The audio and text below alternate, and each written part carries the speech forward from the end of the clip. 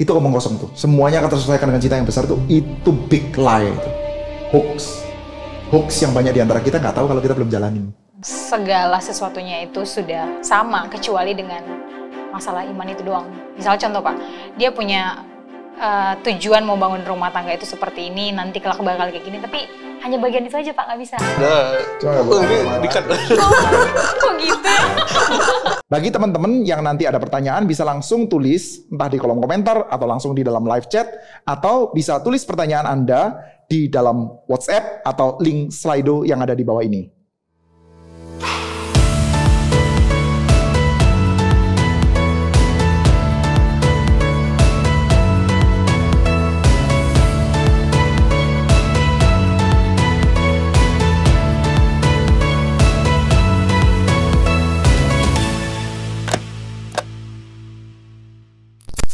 Halo semuanya, selamat datang di acara Ngobrol Digital Ministry GRI Batam bersama saya Natalie.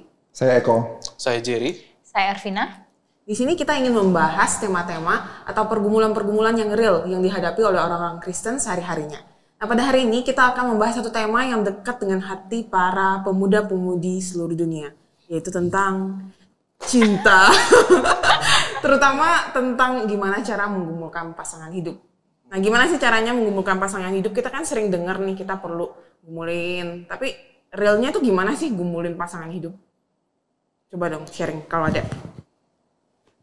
Dari aku dulu nih. Boleh? Nah, mungkin kalau mau jawab gimana kayaknya susah ya. Apalagi jawab cara, kayaknya aku juga nggak terlalu ahli di bidang itu. Tapi aku pikir menggumulkan itu mungkin masuk ke dalam aspek dimana kita mikir gitu. Jadi sebenarnya menggumulkan cuman kata-kata indah, kata-kata Kristen dong, yang artinya sebenarnya sama dengan memikirkan. Tapi sebelum kesana aku coba lanjut. Mikir loh, nanti ini yang aku mau coba deketin ini nggak sembarangan aku datang dan kayaknya nih the one, tanpa ada satu penelitian, bukan penelitian ya, tanpa ada satu memperhatikan dia dengan hati-hati gitu, kayak ini orangnya karakternya gimana, dia backgroundnya gimana, dia visinya apa, value yang dipegang apa. Aku rasa itu salah satu bagian dari menggumulkan si pasangan hidup itu sih. Meneliti. Mengenal dia. Mengamati dia. Entah bagaimana tanggapan dari selama ini teman-teman. Kamu melakukan itu gitu ya? Kurang lebih kayaknya iya. Aku pengen coba. Awalnya pasti berteman sama banyak orang, kita buka hati, kita buka hati untuk berteman, melihat berteman dengan sebanyak orang yang mungkin ada di gereja ini gitu, yang kira-kira ada kemungkinan bisa jadi pasangan hidup. Nah, setelah berteman makin lama makin ngeliat, kayaknya dari teman-teman ini ada yang kayaknya lebih oke, aku cocok sama seleraku. Lalu setelah itu coba kerucutkan lagi dan perhatikan dia dengan lebih teliti. Dari yang tadi mungkin value yang dipegang apa sih, lalu mungkin yang apa namanya, minor juga penting, kayak misalnya seleranya gimana, selera musiknya atau selera filmnya atau selera kopinya gimana, terus cara dia memandang sesuatu itu gimana gitu. Itu kayaknya juga masuk ke dalam si yang namanya menggumulkan itu. Tapi tentunya juga apa namanya, cinta Tuhannya sejauh apa itu juga perlu ya Pak. Apakah dia cinta Tuhan, apakah betul-betul berada dalam berada dalam kedewasaan rohani yang oke untuk diajak bersama. Kira-kira gitu deh. Oke, menarik. Kalau Kina mau sharing? Aku ya. Kalau menggumulkan sih mungkin kurang lebih sama ya, memikirkan, tapi bukan lebih kayak kita mau makan, aku mau mikir dulu, aku mau bergumul dulu makan, bukan gitu ya. Tapi mungkin kalau kita kan, saya sih sebenarnya pernah ada di KTB gitu. Di KTB itu justru malah dikasih tahu kalau bisa sebelum ada pasangan atau sebelum ada yang dilihat harus sudah digumulkan dulu. Maksudnya didoakan, dipikirkan, gitu. Sejenis itu sih. Jadi sebelum ada ini baru, bukan berarti setelah ada pasangannya baru kita bergumul gitu. Itu sih. Kemarin aku sempat ngobrol sama teman juga sih. Jadi kita menggumulkan dulu, baru ketemu jodohnya, atau kita atau kita ketemu orangnya dulu, baru menggumulkan gitu. Berarti dari ceritain Jerry ketemu orangnya. Cenderung ke ketemu orangnya dulu. Baru menggumulkan. Kalau Vina tadi mungkin lebih ke lebih karena di dikasih pengarahan sih, bukan karena aku niat, oh aku mau gumulin dulu nih belum ada pasangan, bukan.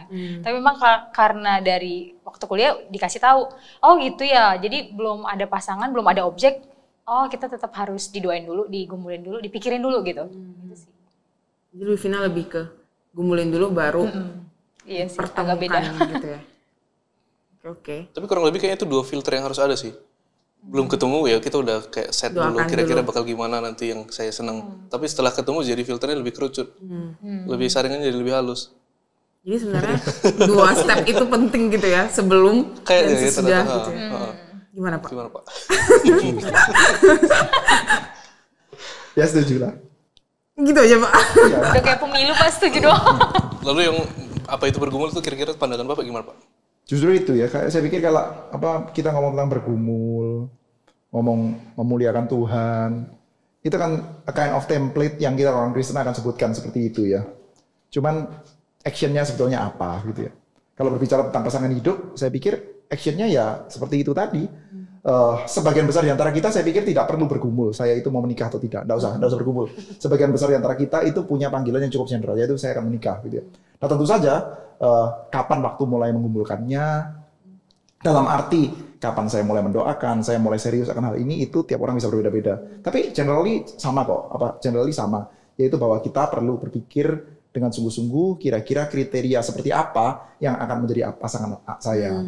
Yang jadi pertanyaan lebih lanjut adalah variabel-variabel apa yang kita maksudkan, yang kita masukkan dalam pergumulan-pergumulan tersebut. Dan variabelnya nggak fix tiap orang.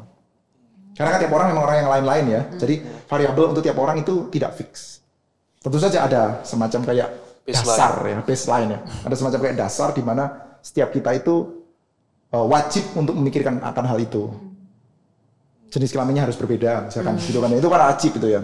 Lalu imannya harus sama gitu. Cuman berkenaan dengan ekspresi mencintai Tuhannya itu akan seperti apa, bertumbuh di dalam gereja apa, punya pelayanan yang seperti apa, itu bisa sangat variatif tuh satu orang dengan orang yang lain. Kalau aku bergumul ketika ketemu orangnya, biasanya aku doa sama Tuhan kayak gini sih, Tuhan kalau dia orangnya, Tuhan kalau dia orangnya, tolong Tuhan dekatkan, kalau bukan, tolong Tuhan jauhkan. Kayak Gideon ya. Kayak gitu benar nggak sih Pak? Kayak Gideon ya. Kadang kan kita mikir kan, apakah ini cuman taste saya, tapi bukan apa kehendak Tuhan. Jadi kadang saya sambil doain kayak gitu, apakah dia orang yang Tuhan mau kasih dalam hidup saya gitu. Jadi itu part of pergumulan saya juga sih, maksudnya menggumulkan pasangan hidup. Ya, saya pikir kalau berdoa seperti itu juga tidak berdosa. Cuman hati-hati untuk membuat kesimpulan seturut dengan apa yang kita mau. Maksudnya kan kita itu berdoa tidak tentu Tuhan berikan jawaban seperti yang kita doakan. Ya. Misalkan Tuhan kalau engkau mau saya untuk masuk sekolah teologi, tolong kasih tanda ini dan itu. Bisa-bisa Tuhan mau dan dia nggak kasih tanda itu loh. Gitu. Maksudnya kan, maksudnya kita di dalam Alkitab tuh ketemu tanda yang model seperti kayak Gideon itu kan ya Gideon ya. Ya dalam perjanjian lama ada Urim dan Tumim ya. Kalau engkau mau ini Tumim, kalau mau ini Urim dan Tumim gitu ya. Apa model undi di dalam Alkitab ya. Tapi kan kita itu tidak dipanggil untuk mengenal kehendak Allah hanya atau bahkan terutama melalui metode seperti itu. Kita dipanggil untuk mengenal Tuhan. Mengenal Tuhan sehingga apa yang dikehendaki oleh Tuhan itu kita akan somehow lebih bisa mengenalinya ketika kita punya pengenalan akan Tuhan yang baik ya.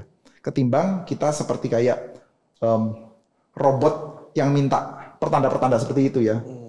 Kalau A begini, kalau B begini, ya kira-kira gitu ya. Saya pikir nggak terlalu works ya itu. Jadi salah ya Pak kayak gitu doa? Ya berdoa seperti itu saya tidak bisa mempersalahkan secara teologi salahnya di mana begitu ya. Tapi relasi kita dengan Tuhan tidak works that way. Pernah nggak sih kamu misalkan saya sendiri juga pernah sih dulu seperti itu ya. Tapi terkenyataannya waktu dijauhkan juga saya ngotot gitu. Kalau kita ini ya atau pada waktu rasa tidak didekatkan, kita buru-buru untuk mengatakan ini enggak lah, Tuhan nggak mau. Padahal mungkin bukan Tuhan nggak mau, mungkin ya karena kamu aja yang kurang effort gitu. Tolong dekatkan gitu ya, atau kitanya nggak ada effortnya gitu. Ya seperti itulah ya. Jadi part of menggumulkan dalam berdoa itu seperti apa dong Pak? Maksudnya doain Tuhan saya udah ketemu orang ini. Jadi doanya harus gimana maksudnya kalau bukan berdoa seperti itu? ya berikan kepada kami. Saya tidak sedang mengajarkan semacam kayak pattern doa gitu ya. Tapi ya, doanya kira-kira ya ini apa? Pimpinlah kami untuk kami bisa bertemu dengan orang yang akan tepat untuk menjadi pasangan hidup kami, begitu kan ya? Setiap kita lah ya, saya pikir secara general begitu lebih baik ya daripada kita berikan tanda. Bila perlu minta tanda yang lebih spesifik aja. Tuhan, bila dia adalah jodoh saya, tolong kasih dia pakai baju biru misalnya gitu ya. Jodoh. Banyak. Ada punya istri gitu. Tapi apa kan nggak works that way kan. Pengenalan kita akan Allah itu nggak kayak begitu. Jadi kalau kita mau tahu kehendak Allah gitu ya dan mengenal diri, kalau Calvin kan bilangnya gitu ya. Kalau kita mau mengenal diri kita mengenal Allah ya. Part dari mengenal Allah itu kita berrelasi dengan Dia. Dan kayak kamu kenal sama papamu lah. Kita kenal sama papa kita. Kamu juga kenal sama Jerry ini kalau pas lagi emosi kan kita tahu nah. Udah dan lagi nggak usah disenggol-senggol. Dan kan kita sama tahu tuh. Itu ya. Jadi kira-kira apa mengenal Allah, mengenal kemauan Allah tentang bagaimana saya berpasangan hidup dengan siapa, itu meliputi dan melibatkan sebagian besar aspek pengenalan akan Allah yang seperti itu. Plus ada bagian di dalamnya kemungkinan untuk salah. Kemungkinan untuk kita salah di dalam mengenal kehendaknya Allah. Gak apa-apa, itu adalah part. Itu bagian dari pengenalan itu sendiri gitu. Iya, bisa salah. Ntar bisa kesetrum gitu ya. Waktu ngelanggar garis batasnya mungkin kita bisa ternyata salah gitu. Gitu. Jadi yang jelas bergumul itu bukan berdoa tok gitu ya. Karena kan kalau berdoa tok kita sebenarnya nggak kenal Tuhan yang kita datangi untuk berdoa itu. Iya dan namanya bukan bergumul jadinya ya. Namanya meminta pertanda gitu. Memaksa. Justru kalau minta pertanda itu kan menghindari bergumul kan sebetulnya itu. Menghindari bergumul, maunya dapat yang fix, sudah nggak usah bergumul, sudah kasih saya aja A atau B gitu, nggak bergumul sebetulnya kan. Menarik ya, baru dicelikkan kayaknya. Berarti bergumul itu termasuk sebelum kita ketemu orangnya dan sesudah ketemu orangnya dan juga adalah memikirkan baseline atau kriteria yang cocok dengan kita dan sambil mendoakan gitu ya dan mengenal Allah. Iya loh, saya pikir berdoa itu kan sudah pasti ya. Setiap kita kan berdoa. Kecuali Vina mungkin jarang berdoa. Terus doa sering gak datang. Pak, saya main aja Pak. Saya gak datang Pak. Oh iya, enggak. Jadi betul sih. Saya pikir kalau kita menggumulkan itu khususnya untuk orang-orang yang sudah sungguh-sungguh serius ya mau mengumpulkan orang untuk menjadi pasangan hidup di mana kita akan mengucapkan satu buah janji yang penuh dengan kenekatan itu ya. Saya akan menjaga kamu, melindungi kamu sampai maut memisahkan kita. Itu kan janji yang nekat sekali itu. Dan satu-satunya yang sah loh. Nggak boleh 2, nggak boleh 4 gitu ya, nggak boleh kan. Jadi itu janjinya kan nekat sekali. Maka kita perlu untuk memperhitungkan sematang mungkin variabel-variabel apa yang bisa membuat keduanya itu works di hadapan Tuhan. Works di hadapan Tuhan, bukan cuma works tidak cerai, tidak berantem, atau bisnisnya sukses dan lain sebagainya, tetapi works di hadapan Tuhan. Nah dalam hal ini kita perlu hitung-hitungan yang sober ya, yang waras, hitung-hitungan yang baik, karakter, budaya, tentu saja ya kerohanian. Kerohanian itu sekali lagi ngukurnya kan juga kita nggak punya parameter ukur ya, nggak ada. Kalau kamu ngecek akurasi jam bisa tuh, itu kan ya. Ini kan nggak bisa tuh, nggak ada parameter ukurnya. Kuantitatif gitu. Iya betul, nggak bisa kuantitatif. Jadi kuantitatifnya itu bisa dipakai sebagai salah satu variabel untuk penilaian, tapi nggak bisa terlalu decisive. Apa-apa juga. Bukan saying nothing ya, tapi tidak decisive lah. Kalau maksudnya orang mengatakan saya sangat mencintai Tuhan, tapi ke gereja 2 bulan sekali kayaknya susah kan ya. Tapi saya hatinya sungguh-sungguh mencintai, susah sekali kan gitu ya. Ada kuantitatifnya bukan saying nothing, tetapi ya tidak sedecisive itu. Ya dilihat dari hal itu, terus dari ngobrolan, dari gairah yang kita bisa lihat, itu kan bisa pelan-pelan kita bisa lihat ya. Berbinar-binarnya di mana, begitu pada waktu membicarakan apa. Ya, selama ini kamu bergumulnya gimana Bang? Ya gitu ya. Dekat kan saya udah dia. Makanya selama ini dia mau udah jauh semua Pak. Dia salah ya Pak ya berarti ya. Padahal udah banyak, cuma nggak nyadar karena nungguin jawaban yang salah. Hari ini saya dicelikkan Pak. Iya. Mata saya terbuka. Yang jauh didoain lagi. Jangan-jangan. Kamu kayak gitu juga nggak? Belajar dan ngetelip. Iya, aduh. Enggak Pak. Semoga segera. Kan udah dicelikan. Kamu udah dicelikan ya Jer? Sudah. Udah culik dari dulu. Udah culik deh. Saya punya teman nih, pernah cerita ke aku bilang kalau aku males lah bergumul tentang pasangan hidup. Karena kalau bergumul kan berarti mikirin terus kan. Terus kalau mikirin terus nggak ketemu-ketemu galau. Jadi ya udahlah mending aku nggak usah mikirin. Kalau datang ya udah dapat gitu. Kalau nggak dapat nggak datang jodohnya ya udah biarin gitu. Menurut kalian itu pemikiran seperti itu gimana tuh? Gimana Kak? Kayak banyak sih yang kayak gitu sebenarnya. Karena kalau dipikirin terus kan galau kan biasanya. Ya udahlah nggak usah dipikirin lah, ntar nggak datang gitu. Tapi sekalinya datang, Ya nggak tahu, maksudku pemikiran tidak mau menggumulkan sama sekali. gimana? Perlu nggak menggumulkan itu? Atau jangan-jangan nggak usah gumulkan supaya nggak galau? Dan juga banyak yang sebenarnya banyak nggak menggumulkan, tapi at the end ketemu juga jodohnya dan kelihatannya seneng-seneng aja gitu. Berarti nggak perlu menggumulkan dong sebenarnya. Ya nggak? Soalnya banyak loh yang nggak menggumulkan tapi ketemu dan kelihatan fine-fine aja. Jadi seakan-akan menggumulkan pasangan hidup itu nggak penting. Kayaknya dia menempatkan porsi menggumulkan pasangan hidup itu terlalu sentral nggak Pak ya? Kayak Nggak ngerti. seluruh hidupnya itu hanya berpusat pada menggumulkan si pasangan hidup, makanya jadi galau terus. Ya. Dia nggak menggumulkan yang lain gitu ya. Iya, hari-hari kan nggak mungkin nggak mikirin pacaran atau nggak mikirin pasangan terus kan? Mungkin ya kerjaan atau yang lain atau banyak hal yang bisa dipikirkan. Iya. Kalau kamu gimana, Vin? Aku sih mikirnya Pak, temannya Natalie mungkin lebih nggak pengen menghabiskan banyak waktu untuk bergumul gitu. Maksudnya bergumul itu mungkin bagi dia satu hal yang menyusahkan hati. Padahal maksudnya selalunya bergumul itu bukan berarti membuat kita susah ya. Maksudnya kalau aku secara pribadi bergumul itu malah membuat kita lebih lega. Maksudnya kita bakal tahu itu tuh yang tepat atau bukan gitu. Atau kita bakal tahu dengan kita bergumul kita mendapatkan satu jawaban yang jawaban yang bisa lebih menenangkan malah daripada kita mengulur waktu deket-deket sama ini, ternyata jawaban pergumulan kita bukan itu gitu, yang ngapain juga gitu. Nggak ngerti. Maksudnya gini Pak, kalau misalnya bergumul, kalau dia kan nggak mau bergumul nih Pak, artinya dia dideketin, nggak mau mikirin. Tapi maksudnya ya misalnya ada satu orang yang dekat sama dia, ya udah deket aja gitu. Kan toh istilahnya bergumul nggak bergumul ya kalau dia deket, kalau memang jodohnya ya jadi gitu kan Pak, kan gitu kan. Nah, kalau dia kan nggak mau bergumul nih, berarti kalau misalnya saya deket dengan dia, jadi nih kan Pak, jadi nih, ya berarti itu gitu jawabannya. Nah, kalau kita bergumul kan dia membuang-buang waktu lebih tepatnya. Ya yang ditanya dia itu kan kalau bergumul itu kan terus mikirin, aduh saya kok belum punya pasangan, aduh saya belum punya pasangan, gitu kan maksudnya. Yeah. Atau gimana ya, cari kemana lagi, Tapi kalau bergumul itu nggak tahu ya Pak, kalau buat saya sih bergumul itu bukan berarti kayak sangat menyusahkan diri sih. Ya mungkin poinnya di situ ya, mungkin poinnya di situ yang disebut sebagai bergumul itu apa ya? Apa pentingnya bergumul itu? Dan bergumul itu sendiri apa? Ya apa kalau di dalam pikirannya temanmu itu bergumul itu artinya setiap hari mesti Mikirin berdoa 2 jam gitu. Ya bukan begitulah. Ya. Jadi memang kita dari tadi ngomong bergumul-gumul memang mesti somehow janjian dulu ya. Iya, apa maksudnya ya? bergumul? Iya betul sih. Saya pikir di dalam usia orang sudah mulai berpikir untuk menikah ya. Di atas 24 gitu misalkan ya, atau laki di atas 23 mulai berpikir tentang, saya pikir bergumul tuh ya, terutama ya kita hidup benar di hadapan Tuhan, lalu hidup beres gitu ya. Itu hal terutama yang pasti kita harus lakukan kan. Kita bekerja, kita berdoa, kita melakukan berbagai macam hal, sembari tentu saja di dalam momen-momen tersebut terbuka. Mirip seperti kayak orang kalau menggumulkan pekerjaan lah ya.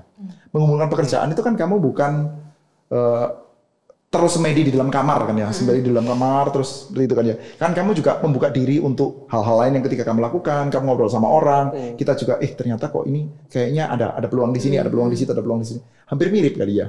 Sambil jalan gitu ya. Iya, sambil jalan. Jadi bukan memang kepekaan terhadap frekuensi tersebut jadi ditingkatkan. Iya. Jadi ya kalau misalnya begitu ada bunyi, kalau radio zaman radarnya gitu, bunyi begitunya agak dikencengin, fine tuningnya agak cepat, agak pelan lah gitu ya.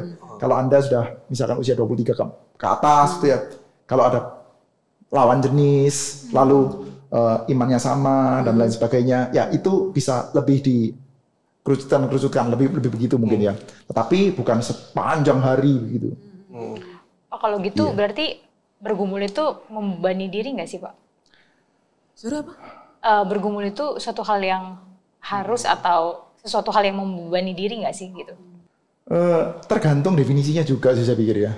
Jadi membebani itu satu hal yang konotasinya negatif nggak sih? Iya. Negatif Iya Pak, ya. seringnya negatif.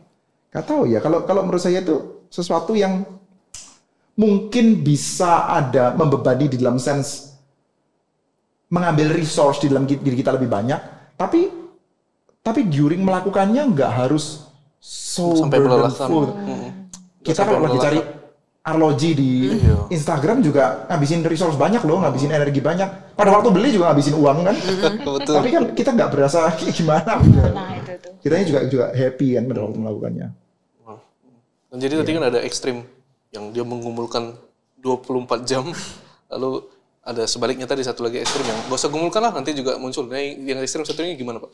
Ya, nah betul sih. Yang ekstrim satunya itu kalau buat saya sih begini, Tuhan itu bisa memberikan kepada kita, dan memang ya di dalam kitab suci kan kita banyak mendapatkan kisah seperti itu ya, bahwa Tuhan itu memberikan kepada kita lebih daripada yang kita layak. Udah pasti kan ya, Tuhan memberikan kepada kita anugerah jauh lebih daripada yang kita layak. Tapi bukan berarti kita boleh terus-menerus berkanjang di dalam ketidaklayakan kita. Ada sih orang naik motor dalam keadaan mabuk, nggak pakai helm, ya hidup-hidup aja, nggak apa-apa gitu. Wow, udah kecelakaan berapa kali juga nggak apa-apa, tapi juga bukan berarti kita jadikan norm kan. Ya kemungkinan Anda mati lebih besar loh. Dengan begitu, dengan melakukan itu kemungkinan Anda mati lebih besar, meskipun di sono ada yang tidak mati gitu. Oke, jangan main-main lah gitu dengan hal itu ya. Iya. Serampangan dalam urusan ini, itu bahaya banget tuh. Jadi menempatkannya pada posisi yang kurang lebih bisa dibilang balance ya, sambil jalan, sambil kita melakukan yang lain. Iya, do your things. Do your things-nya dalam artian sebagai orang Kristen yang baik ya, do your things. Kamu beribadah dengan baik, mendandani tubuhmu dengan baik, mendandani tubuhmu dengan ibadah yang baik, bekerja dengan penuh tanggung jawab, ya melakukan itu namanya do your things ya. Tentu saja ketika kamu bertemu dengan lawan jenis, satu iman, boleh mulai kerucutan gitu. Beda pada waktu kamu misalkan masih umur 13, 14, mungkin enggak usah dulu. Gitu. Do your things-nya ya belajar. Ya, do your things-nya belajar gitu. Oke. Other case, ada orang yang terus menggumulkan gitu ya, menggumulkan, tapi nggak ketemu sama jodohnya. Itu kira-kira what's wrong with her or him yang menggumulkan kira-kira? Kamu jawab sendiri loh, kamu belum ketemu. What's wrong with you? Ternyata terus ya, Pak? Iya juga ya. Kamu belum Benar ya? Lagi ngomongin diri sendiri. Ini juga Pak. Sudah agak-agak ketemu aja. Oke. Gimana? What's wrong with you? Apa kamu nggak pernah bergumul atau gimana? Tanya aja langsung dia. Bener Aku juga ya, ya. Bergumul sih, tapi nggak tahu ya Pak. Satu memang bergumul versinya aku sih, aku nggak merasa terbebani gitu Pak. Ya. Satu. Enggak, ini pertanyaannya bukan terbebani atau tak Ya, terbebani. satu dulu. Pertanyaannya kenapa? What's wrong with you? Kenapa nggak ada gitu? Ya aku percaya memang belum waktunya. Ya bisa jadi belum waktunya Begitu juga sih Pak. Ya. Gitu sambil tetap seperti Bapak bilang mempersiapkan diri. Ya. Kalau saya ya, kok jadi sharing hidup sendiri sih, malu. Pandangan kan. Sama, belum waktunya. Mungkin ekspektasi ya, Ketinggian. salah ekspektasi kali ya. Tidak harus tinggi atau rendah. Saya itu agak sering mencurigai dengan ucapan ketinggian atau kerendahan gitu. Karena pintar, tidak pintar, cantik, bodoh, cantik kok sama bodoh, cantik sama apa? Jelek Pak. Pintar, bodoh dan lain sebagainya. Itu buat saya sih lebih suka untuk nyebutnya sebagai ya berbeda ya, ketimbang tinggi sama rendah ya. Berbeda. Pintar itu kenapa mesti diidentikan dengan lebih tinggi sih? Atau kaya itu diidentikan dengan tinggi sih? Kan nggak harus ya. Kaya itu kan pemberian Tuhan ya. Pintar, bodoh juga pemberian Tuhan kan ya. Kalau kita mau pakai definisi tinggi rendah itu adalah orang yang mempertanggungjawabkan di hadapan Tuhan dengan baik itu tinggi. Kalau dia IQ-nya 89, dia mempertanggungjawabkan sebaik mungkin dan dia bisa maksimal, itu tinggi tuh gitu. Jadi hati-hati dengan menyebut mimpinya ketinggian atau kerendahan gitu. Mimpinya mungkin ekspektasinya berbeda. Itu betul sih dia tadi ngomong. Gitu apa? Mungkin kamu karena ekspektasi ya. Ekspektasinya selama ini belum ketemu ya. Iya, dan mungkin nggak harus ketemu sesuai ekspektasi saya, tapi saya mungkin maksa ya selama ini. Maksa ekspektasimu. Nggak tahu sih ya, makanya sih. Itu what's wrong with you ya itu. That is wrong with you. Is it? Mana tahu bukan karena itu kan? Atau memang juga belum waktunya? Saya sih juga percaya memang ada beberapa hal yang gini, di tengah-tengah dunia yang berdosa ini ada hal-hal yang secara sistemik itu menjadi buruk sehingga terjadi hal-hal yang buruk juga. Termasuk hal ini sih. Saya pikir ya, kadang-kadang itu orangnya sudah baik, bergumulnya juga baik, tapi dia berada di dalam tempat yang tidak tepat. Ya. Sehingga dia tidak ketemu orangnya. Atau berada di dalam waktu yang juga tidak pas. Gitu, apa? Jadi gimana dong? Sedih kali. Kalau sudah pada posisi itu, Pak. Iya, kalau posisi gini, kita bergumul terus ya. Gak harus sedih kali kan ya. Maksudnya itu tidak harus identik dengan keburukan yang besar, nggak harus. Jadi belum menikah atau jomblo, kalau di sini ya ada orang kayaknya kalau jomblo itu dihina-hina gitu ya. Itu yang Bapak suka hina saya. Kamu ngapain kalau jomblo? Gitu apa? Ya jomblo-jomblo itu seringkali seperti kayak itu adalah kayaknya kayak merana sekali gitu. Kan enggak lah ya. Enggak merana sekali. Cuman memang panggilan orang itu generally kan punya pasangan hidup ya. Jadi kalau sudah mempersiapkan diri dengan baik, sudah bergumul dengan baik, tetapi memang berada dalam tempat yang tidak pas ya. Karena sistem di dalam dunia kita. Ini bisa luas sekali ya. Sistem dalam dunia kita sehingga akhirnya dia belum ketemu dengan orang-orang yang pas. Dunia kita ini kan sebetulnya ya pergerakannya, distribusinya itu mengikuti tempat-tempat yang subur. Kalau ada daerah industri, model-model orang seperti apa yang masuk gitu ya. Daerah ini orang-orang seperti apa yang masuk gitu ya. Sehingga bisa ada orang-orang tertentu kumpul sehingga di daerah ini orang-orang tertentu kumpul di dalam daerah itu. Sementara ini semestinya dapatnya sama yang itu gitu. Nah itu karena hal seperti ini jadi bisa tidak ketemu atau lebih lambat ketemunya, bisa sih memang sih. Di dalam dunia yang sudah lebih global seperti ini ya. Saat ini kan kita aksesnya lebih global ya. Saya pikir kita perlu untuk buka diri kembali melalui perkenalan yang luas dengan cara dikenal-kenalin sama orang. Yang cari sendiri memang bisa nggak ketemu tuh. Apalagi lingkup pekerjaanmu ya sudah setiap hari ketemunya sama orang itu terus. Maksudnya dalam 5 tahun terakhir kamu ketemu orang baru. Jarang. Bisa dihitung jari ya? Bisa dihitung jari 5 tahun terakhir loh. Ya. Jadi kita mau bikin perhitungan 5 tahun ke depan tuh kayaknya ketemu orang barunya juga nggak tentu lebih sedikit sih, tapi bisa agak sedikit juga. Itu ya sistem dunia kita begitu. Tapi bisa jadi juga ekspektasi saya yang Berbeda itu? yang terlalu tidak mungkin gitu. Mungkin saya pengen yang seperti Tuhan Yesus yang sempurna atau apa gitu kan. Mungkin saja ekspektasi saya yang salah gitu kan Pak. Itu mungkin juga. Dan itu berbahaya. Itu berbahaya. Kamu punya keluarga ntar pasti berantakan. Meskipun kamu dapat yang menurut kamu sangat sempurna. Karena ekspektasimu seperti Yesus. Dan nggak ada yang kayak Yesus. Iya. It will fail you. Pasti. He will fail you. Pasti, no doubt. Mungkin sedikit ya. Saya nggak tahu nyambung atau nggak. Tapi saya pikir kita sekarang ganti sesi konseling. Kayaknya ya orang menggumulkan nggak ketemu. Mungkin kadang-kadang simply Gak karena buka mata. Iya, dia nggak buka mata, dia nggak mau coba kenal orangnya dari sekitarnya terlalu lebih dalam lagi. Itu juga bisa jadi. Karena aku udah kenal kamu lama, kayaknya gini-gini doang sih. Terus Udah ternyata tahu kejelekan, udah tahu bobrokmu gitu ya. nggak mau ngelihat lebih dalam. Dan jangan-jangan sudah di situ gitu aja. Paling aman. Udah ketemu. Enak ya Pak? Ada dua. Enak ya Pak di antara jomblo-jomblo? Iya, kayak menangan sendiri. Dan apalagi berada pada lingkungan yang aman tadi, yang Bapak bilang tadi lingkungan yang nggak terlalu sehat atau nggak terlalu oke. Ini lingkungannya sudah cukup oke nih kita dalam persekutuan gereja. Nah, tinggal mix and match. Menurutku gitu sih. Ya nggak membuka mata, belum waktunya ataupun ekspektasinya ya. Itu alasan-alasan biasa orang belum ketemu walaupun sudah menggumulkan.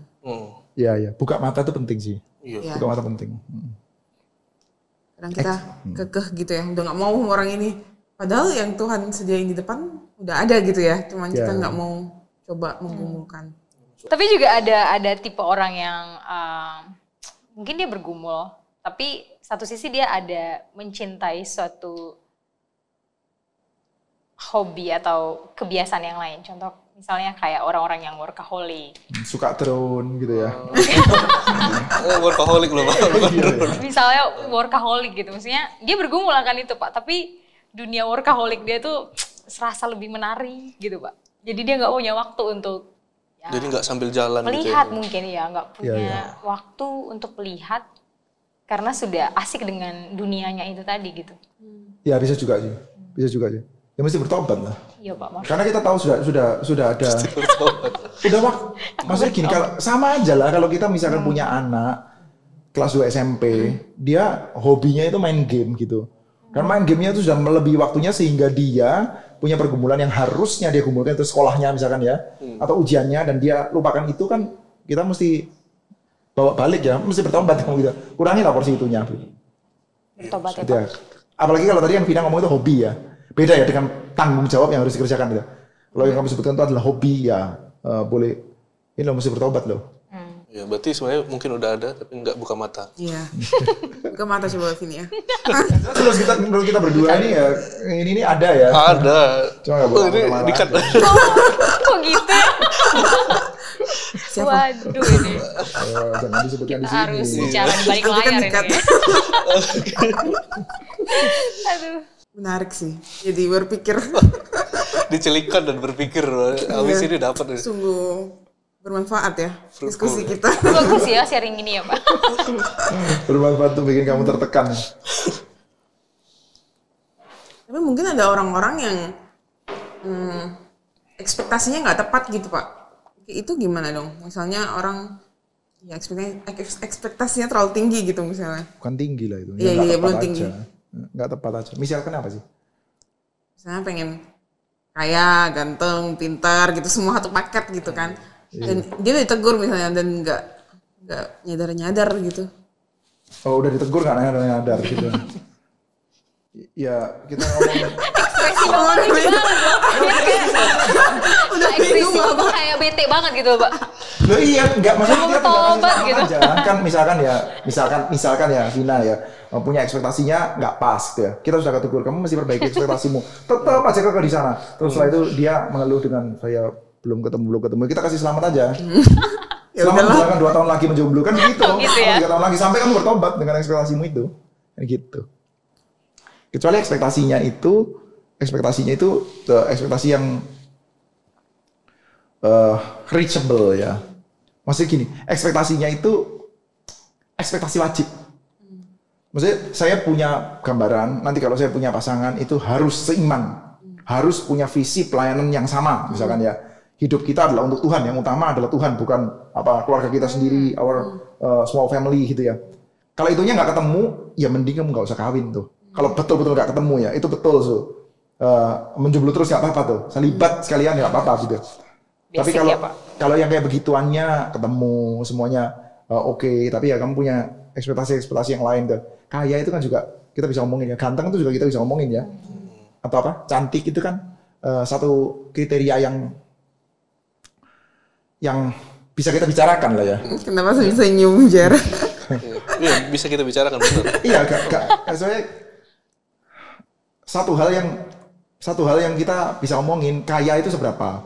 Jadi prinsip terpenting dalam menggumulkan pasangan hidup adalah seiman dan tadi Bapak bilang punya visi yang sama gitu ya. Oh, itu wajib. Maksudnya visi yang sama itu gimana, Pak? Misalkan ya, yang paling gede tentu saja ya bahwa Tuhan utama gitu. Itu paling gede itu. Itu non negotiable tuh. Non negotiable. Kalau di dalam aspek itunya enggak sama, mending kamu jangan nikah dulu.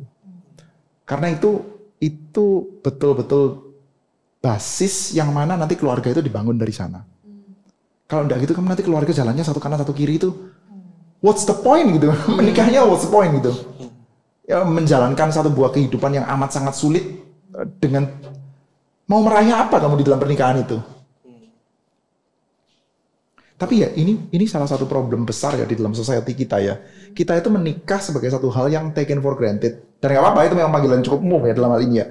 Kita tidak bertanya lagi kenapa kita mesti menikah. Biasanya kita bertanyanya siapa yang akan kita nikahin. Ya. Ya kan, kita nggak tanya sama satu anak remaja atau anak pemuda, lu pikir kamu bakal nikah nggak gitu, atau kamu kepengen nikah atau enggak, kan kita nggak tanya gitu ya. Kamu udah punya pacar belum? Kita langsung tanyanya begitu ya. Karena itu memang di satu sisi itu memang general call gitu ya dari Tuhan. Tetapi di sisi yang lain banyak orang yang tidak tahu callingnya Tuhan, just taken for granted bahwa kita itu mesti nikah. Kenapa kok mesti nikah? Mesti nikah aja, namanya orang yang mesti nikah gitu ya. Seperti kayak orang mesti sekolah itu tanpa tahu tujuannya gitu. Orang yang mesti nikah. Jadi akhirnya dia whatever it takes, pokoknya saya menikah. Setelah itu setelah menikah nggak tahu tuh pernikahan mau diapain tuh. Jalannya sendiri-sendiri, visinya berbeda. Aduh itu kamu akan unleash hell di dalam rumah tuh. Saya pernah ngobrol sama salah satu teman yang lebih senior juga, beda agama. Dia bilang, kenapa kamu masih belum punya pacar? Dia bilang gitu kan. Aku bilang, iya belum ketemu yang seiman dan cocok. Aku bilang gitu kan. Terus dia bilang, emang harus seiman ya? Terus dia kayak bingung gitu. Emang kalian orang Kristen harus cari yang sama-sama seiman ya? Emang gak boleh beda agama gitu? Emang kenapa? Kayak mereka bingung gitu. Kenapa? Kayak unik gitu kekristenan. Harus cari yang sama gitu, dan mereka nggak ngerti kenapa kita mau nyari yang sama. Ini sama aja dengan saya mau pergi ke Jakarta ini, naik pesawatnya menuju ke Pekanbaru. Kenapa memang itu pesawatnya mesti ke Jakarta tuh? Loh, ya, maksudnya pernikahan itu kan ada sasarannya gitu, dan itu ketika dijalankan bersama dengan orang yang berbeda iman, betul-betul nggak bisa ketemu tuh. Ya tapi mereka memang nggak ngerti ya, tapi mau gimana. Tapi ya buat kita ya, orang Kristen kita mesti clear tuh. Pernikahan tuh bukan sekedar karena kita harus. Atau yang penting saya happy. Atau bersama dengan orang yang kamu cintai. No gitu ya, big no. Itu bukan tujuan pernikahan gitu. Kita kepengen menikah itu untuk betul-betul mengerjakan panggilan Tuhan yang hanya bisa kita kerjakan ketika kita membangun satu buah keluarga. Nah oleh karena itu tidak harus dengan orang yang seiman dan sevisi dalam hal ini ya. Tapi Pak, kalau misalnya dia merasa segala sesuatunya itu sudah sama, kecuali dengan masalah iman itu doang. Misal contoh Pak, dia punya tujuan mau bangun rumah tangga itu seperti ini, nanti kelak bakal kayak gini, tapi hanya bagian itu aja Pak, nggak bisa. Apanya maksudnya? Ya, maksudnya dia misalnya sama itu sama di dalam apanya? Sama-sama punya anak dua, sama-sama mesti ya mungkin yang kayak gitu Pak. Loh, kan kita beda samanya ini. Betul. Nah, kalau yang kita, begitu Pak. Kalau kita orang Kristen itu samanya adalah pokoknya dalam keluarga kita Yesus Kristus harus dilihat. Di dalam keluarga kita orang harus bisa melihat kebenaran Tuhan. Orang harus melihat cinta kasih. Mana bisa sama? Tapi dia support gitu Pak. Ya kamu mau ke gereja silahkan, saya juga agama saya silahkan gitu. Mana bisa? Mana bisa apa? At the end of the day ya, kalau kita sungguh-sungguh dengan agama kita, agama Kristen itu berbeda banget. Berbeda banget. Kamu tidak bisa menjalankan agamamu dengan tidak benturan dengan agama saya. Tidak bisa. Pasti akan benturan ya Pak? Akan benturan, dan bukan cuma berbenturan, bertolak belakang. Berbalik-balikan tuh. Narasi Kristen kita itu beda kok. Nggak sama dengan semua agama. Nggak sama. Menurut saya juga gitu sih. Ada yang teman pernah nanya saya juga, kenapa nggak mau sama beda agama, nggak apa kan? Kan cuman hidupnya tetap bisa saling toleransi. Sama kayak Vina, kamu ke gereja, saya kemana gitu kan, beda-beda. Kan nggak apa-apa dia bilang gitu. Terus aku bilang beda karena tiap kali mau ambil keputusan itu prinsipnya itu kan beda gitu. Kita melakukan segala sesuatu atas dasar kasih karena aku mengasihi Tuhan dan aku mau orang lain terberkati gini-gini. Sedangkan kalau agama lain kan nggak memikirkan aspek itu ketika mengambil keputusan. Dan ketika dalam pernikahan juga banyak keputusan-keputusan yang perlu diambil gitu kan. Jadi ya menurut aku nggak bisa juga sih sama dengan yang Pak Eko bilang. Di dalam value-nya Kristianitas kita mau setiap inci di dalam kehidupan di seluruh alam semesta itu menjadi miliknya Kristus. Kita mau itu. Itu jadi goal semua orang Kristen tuh. Setiap inci di dalam seluruh wilayah, seluruh aspek ciptaan itu adalah milik Kristus. Kamu bisa membiarkan anakmu tidak jadi milik Kristus? Gak bisa kan? Kamu bisa membiarkan istrimu gak jadi milik Kristus. Kamu even gak bisa membiarkan masa depanmu tidak jadi milik Kristus kok. Gimana bisa dalam hal ini? Terus kita cari orang yang tidak seagama, yang bisa mendukung itu. Mana bisa gitu. Bilanglah dia sudah tahu, sudah ngerti. Iya ini benar, saya setuju bahwa kalau saya sama orang yang non-Kristen gak akan bisa kehadiran Tuhan itu ada dalam keluarga gitu. Tapi gimana, saya sudah berhubungan sama dia cukup lama dan sudah kadung sayang. Nggak mudah untuk saya bisa jalankan pengertian saya itu. Gimana Pak? Apa yang harus dia lakukan gitu? Ini susah sih. Sudah ya. Sudah dijalankan ya. Sudah berpacaran gitu kan, kita mau masuk ke dalam pernikahan gitu. Dan masalahnya sudah lama, sudah serius, sudah mau hampir-hampir naik ke level berikutnya. Ya. perasaannya udah tinggi banget, udah cinta banget gitu ya. Lalu keluarga mendukung, nggak ada problem. Lalu ketemu kayak gini di gereja, ketemu teman-teman yang konfront. Oh, gimana? Saya harus ngapain gitu? Kalau tanya sama saya ya. Iya. Kalau tanya sama saya, jangan dilanjutkan. Nah, meng-cut itu langsung itu gimana? Iya, kamu akan berdarah. Gimana caranya? Yang namanya di-cut kamu akan berdarah. Ya berdarah lah. Telan lah gitu ya. Berdarah lah. Daripada nanti kamu Air mata pernikahannya. Jadi hati-hati dengan kata-kata kami sudah saling mencintai, semuanya akan terselesaikan dengan cinta yang besar. Gak bisa. Itu omong kosong tuh. Semuanya akan terselesaikan dengan cinta yang besar tuh. Itu big lie itu. Hoax yang banyak di antara kita nggak tahu kalau kita belum jalanin. Saya itu juga pernah mengalami masa-masa pacaran ya.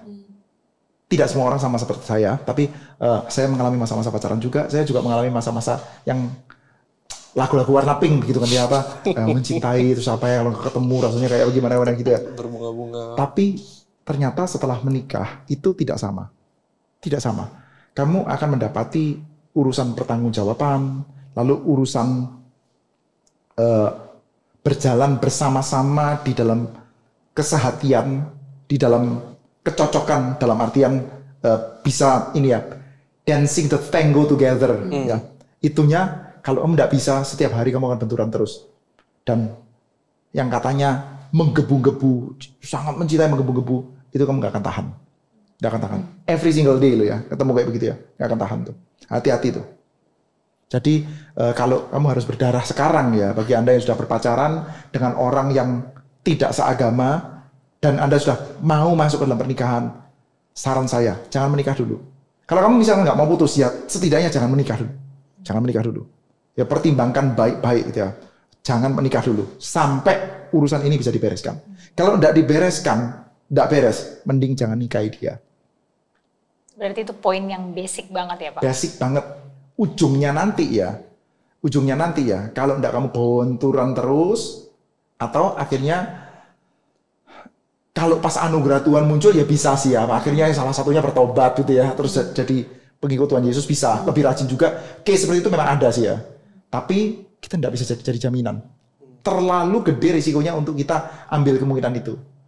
Pada gilirannya kalau salahnya tidak dicelihkan oleh Tuhan ya tidak jadi bertobat ya, kamu yang akan jadi hilang tuh. Ketarik ya. Iya, imanmu yang akan kita itu nggak tahan loh, nggak kuat loh. Stamina kita tuh nggak kuat untuk benturan setiap hari, on daily basis. Kecuali ya itu tadi kita menganggap ini urusan sepele ya udahlah, oke lah. Saya ke gereja ya, saya nggak boleh ke gereja ya udah gitu kan. Anak-anak di ini ya oke lah gitu. Nah kalau kitanya memang menganggap itu urusan sepele ya udah gitu ya. Akhirnya ya iman kita bye-bye kan. Ya. Jadinya akhirnya nggak bertumbuh kan ya. Atau kalau kita menganggap itu serius, benturan melulu. Dan kalau benturan melulu nggak kuat ya, akhirnya ya kita relent juga akhirnya. Memang nggak gampang kalau sudah punya perasaan. Makanya itu at the first place jangan dijalanin. Begitu tahu tidak seiman, sudah usah dikumpulkan, langsung coret dulu, sudah usah dimasukkan dalam list lah gitu. Gak usah dimulai ya Pak? Gak usah dimulai gitu. Ntar kamu setengah mati tuh. Dan gak usah tapi-tapi gitu. Tapi nanti saya bisa Tapi ntar dia bisa berubah. Saya penginjilannya jago Pak. Ya, kamu juga bisa berubah. Dan banyak loh yang kita lihat tuh. Akhirnya kitanya yang berubah. Gitu. Sekarang logikanya sederhana aja. At the first place ya. Kalau kitanya mengatakan gak apa-apa kok. Berarti kita kan dalam titik awal sih imannya kita udah gak kuat kan. Dalam titik awal sih kita udah rapuh begini. Terus kita berharap yang rapuh ini bisa nolong yang sama sekali tidak beriman. Wah ya sulit lah. Ya ada yang rapuh ya tambah roboh gitu. Kita ganti topik. Iya, belum lagi kalau kita mikirin tentang kekekalan ya. Can you bear, can you imagine kalau kamu itu punya suami, punya anak, dan kamu cukup yakin bahwa mereka akan binasa. Gimana? Oke, ada topik. At the first place orang itu juga belum sungguh-sungguh juga kali Pak, makanya dia mau. Nah, makanya itu. Ya itu biasanya banyak kayak gitu juga, makanya mereka mau sama yang beda agama. Iya, ntar terus kalau agamanya ganti juga enggak apa-apa beda. Iya. Nah ya. Ya kalau kayak gitu itu susah banget sih yang kayak gitu. Iya, kita jangan ngomongin dulu masalah pergumulan pasangan hidup, kita injilin dulu lah kalau gitu. Ya, kamu mesti kenal Kristus dulu. Ya, mesti kenal Kristus dulu, mesti kenal value-nya Kristus seperti apa, dan mesti tahu kalau kamu tidak di dalam Kristus sebagaimana. Ya. Tapi kalau pada posisi benar-benar saya merasa diri saya tidak ada yang mencintai lagi Pak. Dan yang mencintai hanya dia. Yang mencintai kamu Tuhan Yesus. Gitu ya. Itu ini bukan kalimat klise sih. Yang mencintai kamu Tuhan Yesus. Ya maksudnya gini apa? Hitung-hitungan sederhana ya. Hitung-hitungan sederhana. Kalau seluruh dunia tidak ada yang mencintai kamu, something wrong with you kan. Kalau ada something wrong with you, terus ada satu orang saja yang tidak Kristen ya, mau mencintai kamu apa adanya. Kok bisa? Orang itu yang salah. Berarti something wrong juga ya Pak? Iya hati-hati loh kamu mempercayakan dirimu sama dia ini. Jangan-jangan ada maunya. Mau duitmu atau mau apa? Harus rumit lah kalau begitu. Dirinya memang harus diperbaiki dulu paling tidak fokus utamanya. Tuhan mencintai kita dan Tuhan pasti kirimkan gitu ya Pak. Masalah pasti kirimkan saya nggak tahu sih ya. Saya tidak berani memastikan itu. Tetapi yang jelas satu hal, ketika kamu berasa nggak ada yang mencintai saya, Yesus mencintai kamu. Jesus loves you, this I know. Nggak bisa salah itu. Yesus mencintai kamu dan kamu konten di dalam Dia. Dan ketika Yesus mencintai kamu apa adanya, kamu akan diperbarui hidupmu, kamu akan, kalau katanya, saya lupa yang ngomong itu, Agustinus itu siapa ya? Kamu, atau Luther ya, kamu dicintai apa adanya, tapi kamu tidak akan dibiarkan apa adanya. Kamu akan ditambahkan segala sesuatu sehingga kamu didandani dengan kemuliaan dan hormat, dan kehidupan berubah. Sehingga, kalau di dalam surat Filemon itu, Paulus mengatakan, dia memang tadinya tidak berguna, tapi sekarang sangat berguna. Kamu yang tadinya sulit dicintai oleh manusia, orang akan bisa mencintai kamu. So it's better to be single rather than to be in relationship with someone who, aku pakai bahasa Inggris aku. Lebih baik single daripada iya juga. Lebih baik single daripada kita berhubungan sama orang yang beda agama ya. Walaupun itu sulit mungkin ya untuk orang itu pada saat itu. Ya. Udah harga mati ya Pak. Harga mati. Harga mati. Bagaimana dengan teman-teman? Apakah teman-teman juga masih mengumpulkan tentang pasangan hidup?